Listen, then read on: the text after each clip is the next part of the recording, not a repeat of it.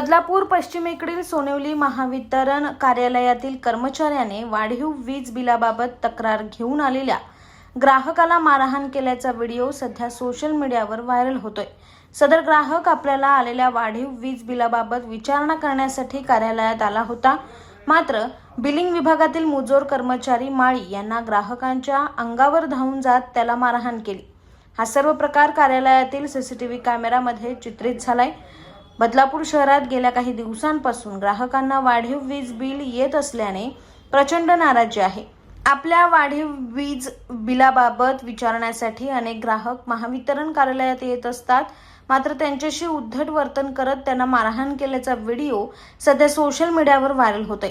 या मुजोर कर्मचाऱ्यावर कडक कारवाई करण्याची मागणी ग्राहकांमधून केली जाते।